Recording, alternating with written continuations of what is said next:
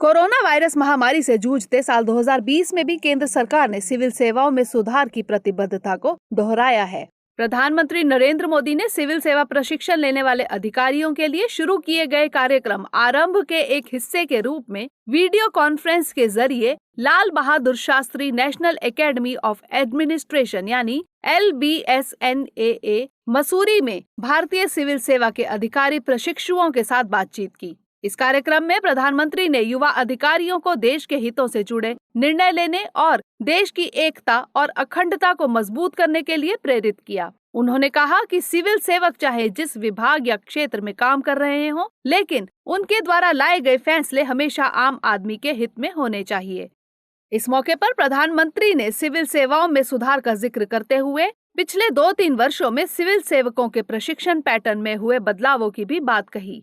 इसी तरह लंबे अरसे से अपेक्षित सिविल सेवा सुधारों पर बात करते हुए बीते कुछ माह पहले केंद्रीय मंत्री जितेंद्र सिंह ने भी नई उड़ान और मिशन कर्मयोगी जैसी पहलों के जरिए सिविल सेवाओं में सुधार का जिक्र किया था। जहां नई उड़ान योजना सिविल सेवा परीक्षा की तैयारी करने वाले अल्पसंख्यक समुदाय के लोगों की मदद करने के लिए लाई गई है, वहीं मिशन कर्मयोगी जैसे प्लेटफॉर्म के जरिए सिविल सेवाओं के साथ साथ अन्य दूसरी सरकारी सेवाओं में सुधार का लक्ष्य रखा गया है। ऐसे में जानना जरूरी है कि कोविड-19 के इस दौर में सरकार द्वारा सिविल सेवाओं में सुधार के लिए किए जाने वाले ये प्रयास कितने कारगर साबित होंगे। इसके अलावा इस आर्टिकल के जरिए हम यह भी जानेंगे कि स्टील फ्रेम ऑफ इंडिया कही जाने वाली सिविल सेवाओं में सुधार की आवश्यकता क्यों है और सरकार द्वारा इस दिशा में अब तक क्या प्रयास किए गए हैं। तो आइए हम सिविल सेवाओं में सुधार से जुड़े इन सभी जरूरी पहलुओं को समझने का प्रयास करते हैं। सबसे पहले समझते हैं कि सिविल सेवाएं क्या हैं और इनकी शुरुआत कब की गई। सिविल सेवा का मतलब ऐसे सरकारी अधिकारियों के निकाय से है जो नागरिकों से जुड़ी सेवाओं में कार्यरत हैं और ये ना तो राजनीतिक पदाधिकारी हैं और ना ही न्यायिक। यानी एक सिविल सेवक की भूमिका नागरिकों के लिए नीति निर्माण और उनके कार्यान्वयन से जुड़ी है। गौरतलब है कि भारत में प्राचीन काल से ही सिविल सेवा की अवधारणा प्रचलित थी। कौटिल्य के अर्थशास्त्र में जिक्र मिलता है कि मौर्य प्रशासन में अध्यक्ष और राजुक नाम से सिविल सेवकों को नियुक्त किया जाता था। क्षेत्र के विस्तार और इसे बरकरार रखने की आवश्यकता ने मौर्य प्रशासन को योग्यता के आधार पर सिविल सेवकों की भर्ती के लिए प्रेरित किया।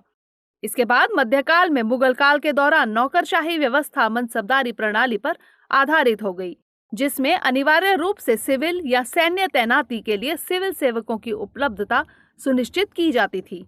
आगे चलकर सिविल सेवा की अवधारणा फिर से प्रमुखता में आई जब अंग्रेजों ने भारत के क्षेत्रों पर अपनी पकड़ बनाए रखने के लिए एक फ्रेमवर्क तैयार किया और बहुप्रतिष्ठित भारतीय सिविल सेवा या ICS का निर्माण किया। बहरहाल लॉर्ड कॉर्नवालिस द्वारा भारतीय सिविल सेवा को पेश किए जाने के बाद से इसमें कई बदलाव किए गए हैं जिन्हें समझना भी जरूरी है।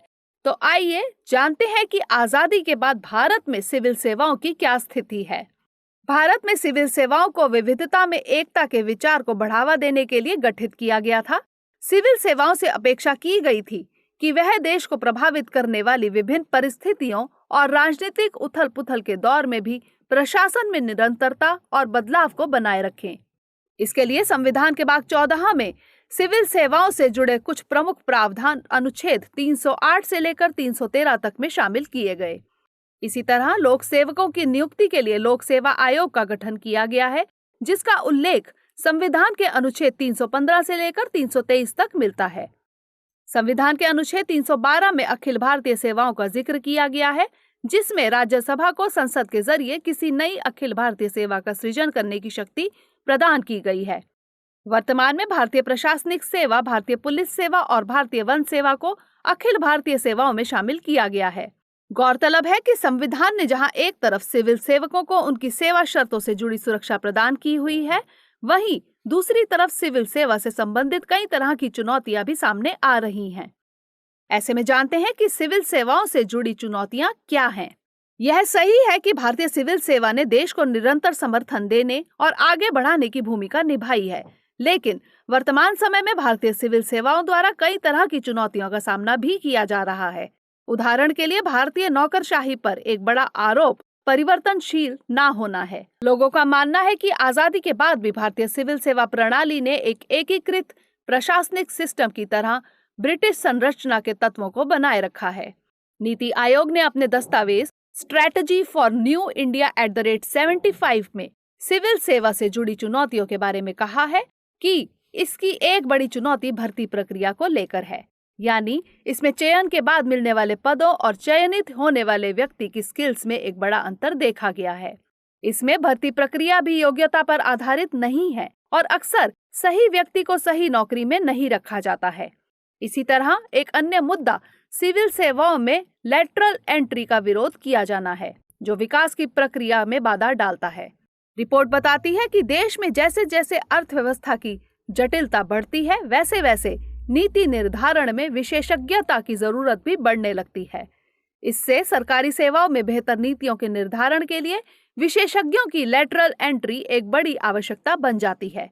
इसके अलावा सिविल सेवाओं में स्टाफ की जरूरतों का पूर्वानुमान लगाने की भी आवश्यकता है। भारतीय ब्यूरोक्रेसी की एक और चुनौती इसके रूल बुक बिहेवियर को बताया गया है। यहाँ रूल बुक बिहेवियर का मतलब मुख्य रूप से लोगों की वास्तविक आवश्यकताओं को ध्यान में रखे बिना नियम और कानूनों में बहुत ज्यादा जकड़ जाने से है। रूल बुक ब्यूरोक्रेसी के कारण कुछ सिविल सेवकों ने अपने व्यवहार में एक तरह का ब्यूरोक्रेटिक बिहेवियर विकसित किया है, जिसके चलते लाल फीताशाही, प्रक्रियाओं की जटिलता और लोगों की जरूरतों के प्रति नौकरशाही संगठनों की विकृत प्रतिक्रियाएं देखने को मिलती हैं। इसी तरह राजनीतिक हस्तक्षेप भी सिविल सेवकों के कार्य में एक बड़ी बाधा बनता है। गौरतलब है कि क्षेत्रीय स्तर पर सिविल सेवक राजनीतिक प्रतिनिधि के साथ समन्वय में काम करते हैं। इन दोनों के लिए समाज में विकास, कल्याण और शांति लाकर आम लोगों की सेवा करना आवश्यक है। लेकिन अक्सर देखा गया है कि लोक लुभावन मांग को पूरा करने के लिए राजनीतिक प्रतिनिधि प्रशासनिक अधिकारियों के कामकाज को प्रभावित करते हैं। यह हस्तक्षेप कभी कभी भ्रष्टाचार को बढ़ावा देने के साथ ईमानदार सिविल सेवकों के मनमाने ट्रांसफर जैसे मुद्दों को बढ़ावा देता है। इससे अक्सर ऐसी स्थितियां बनती हैं जिसमें महत्वपूर्ण पदों पर बेस्ट ऑफिसर्स को जगह नहीं मिल पाती और अंततः यह संस्थागत गिरावट का कारण बन सकता है। इसके अलावा सिविल सेवाओं को कई संरचनात्मक मुद्दों का भी सामना करना पड़ रहा है। सामान्यतः सरकारी आदेशों को लागू करने और कानून एवं व्यवस्था के रखरखाव जैसे राज्य के मुख्य कार्यों के लिए सिविल सेवा की कल्पना की जाती है। लेकिन वर्तमान वैश्वीकरण के दौर में एवं आर्थिक सुधारों के साथ बदलती जरूरतों के मुताबिक राज्य की भूमिका भी बदल गई है। इसलिए इंटरनेट, सोशल मीडिया और साइबर स्पेस जैसे तकनीकी विकास ने पॉलिसी स्तर पर डोमेन नॉलेज के लिए विशेषज्ञ अधिकारियों की मांग को बढ़ावा दिया है। इसके अलावा पारदर्शिता, भागीदारी और जवाबदेहिता सुनिश्चित करना कुछ मुद्दे हैं जिन पर ध्यान देने की आवश्यकता है। ऐसे में समझना जरूरी है कि सिविल सेवाओं में सुधार के क्या मायने हैं। किसी भी सिविल सेवक का कार्य सीधे तौर पर नागरिकों के जीवन को प्रभावित करता है। ऐसे में एक अच्छी तरह से काम करने वाली सिविल सेवा अच्छे नीति निर्धारण, प्रभावी सेवा वितरण, जवाबदेहिता और सार्वजनिक संसाधनों के उपयोग में जिम्मेदारी को बढ़ावा देती है, जो सुशासन यानी गुड गवर्नेंस की विशेषताएं हैं। सुशासन का उपयोग न केवल प्रशासनिक और नागरिक सेवा सुधार के लिए किया जाता है, बल्कि इसका उपयोग सिविल सेवा सुधार और नीतिगत निर्णय को प्रभावी बनाने के लिए एक सर्वांगीण ढांचे के रूप में भी किया जाता है। इसी तरह सिविल सेवा में सुधार का उद्देश्य प्रमुख सरकारी कार्यों को करने के लिए प्रशासनिक क्षमता को मजबूत करना है। ये सुधार नागरिक सेवाओं की गुणवत्ता को बढ़ाते हैं, जो सतत आर्थिक और सामाजिक विकास को बढ़ावा देने के लिए आवश्यक है। इसके अलावा सिविल सेवा के मूल्यों में ईमानदारी, पारदर्शिता, जवाबदेहिता, निस्वार्थता, अखंडता, निष्पक्षता, लीडरशिप और ओपननेस शामिल है। सिविल सेवकों में इन गुणों का विकास होने से गुड गवर्नेंस और प्रशासनिक दक्षता को भी बढ़ावा मिलता है। सिविल सेवा में सुधार सरकार की बजटीय स्थिरता को बेहतर करके राजस्व संग्रह को मजबूत करने, सहायता को प्रभावी ढंग से प्रबंधित करने और निवेश रूपरेखा के उचित कार्यान्वयन और सार्वजनिक व्यय योजनाओं के माध्यम से विकास के प्रदर्शन में सुधार करके माइक्रो इकोनॉमिक स्थिरीकरण में योगदान कर सकता है। ऐसे में सिविल सेवकों की क्षमता बढ़ाना और उनका मनोबल सुधारना इन सभी कार्यों के लिए महत्वपूर्ण होगा। ऐसे में जानना जरूरी है कि आगे की राह क्या हो। नीति आयोग के strategy for new India @75 document में सिविल सेवा में सुधारों से संबंधित बाधाओं से भर्ती की प्रक्रिया, प्रशिक्षण और मूल्यांकन, गवर्नेंस और ई पहल जैसे क्षेत्रों में हस्तक्षेप के माध्यम से निपटने की चर्चा की गई है, जिसकी कुछ प्रमुख बातों की चर्चा लाजमी हो जाती है। सिविल सेवाओं में सुधार के लिए सबसे पहले भर्ती के स्तर पर सुधार किया जाना जरूरी है, जिसमें केंद्र और राज्य स्तर पर मौजूदा 60 से अधिक अलग अलग सिविल सेवाओं को सेवाओं के युक्तिकरण और सामंजस्य के माध्यम से कम करने की आवश्यकता है। इसके अलावा इन सेवाओं में चयनित होने वाले उम्मीदवारों को एक केंद्रीय प्रतिभा पूल में रखा जाना चाहिए, जिसके जरिए उम्मीदवारों को उनकी योग्यता के मुताबिक नौकरियों का आवंटन किया जा सके। राज्यों को भी भर्ती के लिए इस पूल का उपयोग करने के लिए प्रोत्साहित किया जा सकता है। इसी तरह संतुलित रूप से लेटरल एंट्री को प्रोत्साहित करना भी एक जरूरी कदम हो सकता है, जिसके जरिए सरकार के उच्च स्तर पर नीति निर्माण में विशेषज्ञता की आवश्यकता को पूरा किया जा सकता है। इसी तरह प्रशासनिक मशीनरी पर निर्भरता को कम करने के लिए सेवाओं की डिलीवरी को आउटसोर्स करने के लिए प्रयास किए जाने की आवश्यकता है। इसमें आउटसोर्सिंग के लिए संभावित सेवाओं की पहचान करने के लिए अनुसंधान को बढ़ावा दिया जाना चाहिए और आउटसोर्सिंग के सर्वोत्तम संभावित मोड को निर्धारित करने के लिए विभिन्न PPP मॉडल का पता लगाया जाना चाहिए। सिविल सेवाओं में प्रशिक्षण के स्तर पर देखें तो जॉब आउटकम ओरिएंटेड लक्ष्यों को पूरा करने के लिए प्रशिक्षण की वर्तमान प्रणाली को बदलने की आवश्यकता है। वर्तमान समय में जहां आर्थिक गतिविधियां शहरों की ओर बढ़ रही हैं, ऐसे में शहरी क्षेत्रों के प्रबंधन पर अपेक्षाकृत अधिक ध्यान केंद्रित करने के लिए प्रशिक्षण को फिर से शुरू किया जाना चाहिए। इसी तरह जिला स्तर पर चल रहे प्रशिक्षण कार्यक्रमों को विकास करने की आवश्यकता है और भविष्य की पोस्टिंग पर मूल्यांकन और निर्णय लेने के लिए मिड कैरियर परीक्षा या कौशल मूल्यांकन किया जाना भी एक बेहतर कदम हो सकता है। इसके अलावा मूल्यांकन के स्तर पर भी सुधार किया जा सकता है, जिसमें किसी सिविल सेवक की वार्षिक गोपनीय रिपोर्ट यानी ACRs को मल्टी स्टेक होल्डर फीडबैक यानी MSF के साथ रिप्लेस किया जा सकता है, लेकिन इसमें पारदर्शिता और जवाबदेही बनाए रखने के लिए MSF का ऑनलाइन होना महत्वपूर्ण है। इसी तरह सिविल सेवकों के मूल्यांकन के लिए विवेकाधीन कार्य व्यवस्था को किसी संस्थागत फ्रेमवर्क में बदला जा सकता है। इसके लिए सभी केंद्रीय और राज्य काडरों में online smart performance appraisal report recording online window यानी स्पैरो का गठन किया जाना भी एक उपयोगी कदम साबित हो रहा है। इसके अलावा अंडर परफॉर्मिंग अधिकारियों के लिए अनिवार्य सेवानिवृत्ति का प्रावधान भी एक अच्छा कदम हो सकता है। गवर्नेंस में सुधार के तहत केंद्र में नागरिकों के साथ एक समावेशी नीतिगत ढांचा विकसित करने की आवश्यकता है।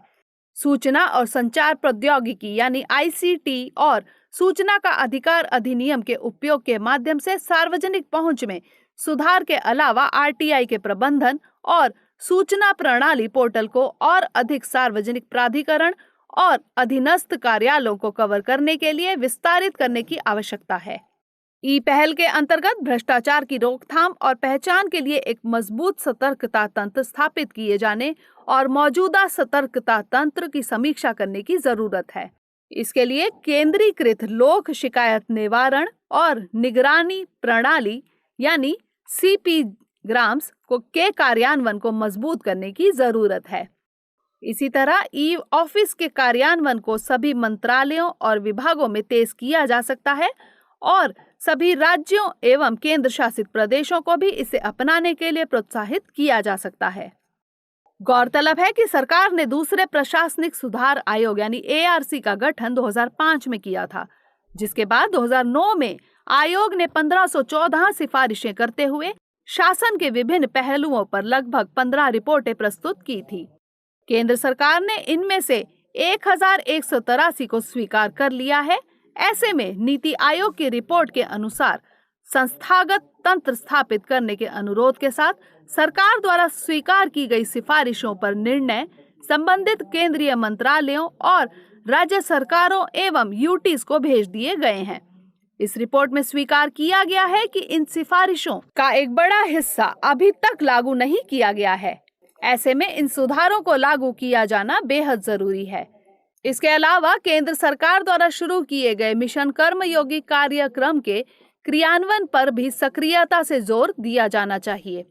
इस कार्यक्रम के जरिए सिविल सेवकों को अधिक रचनात्मक, कल्पनाशील, अभिनव, सक्रिय, पेशेवर, प्रगतिशील, ऊर्जावान, सक्षम, पारदर्शी और प्रौद्योगिकी सक्षम होने के लिए प्रशिक्षित किया जाएगा। इन सब के अलावा हमें यह समझना होगा कि कोई भी बड़ा सुधार धीरे धीरे होता है, लेकिन यहाँ आवश्यकता है कि इन सुधारों को सही तरीके और सही नीयत के साथ लागू किया जाए, ताकि हम सिविल सेवाओं के जरिए समाज में अपेक्षित बदलाव ला सकें।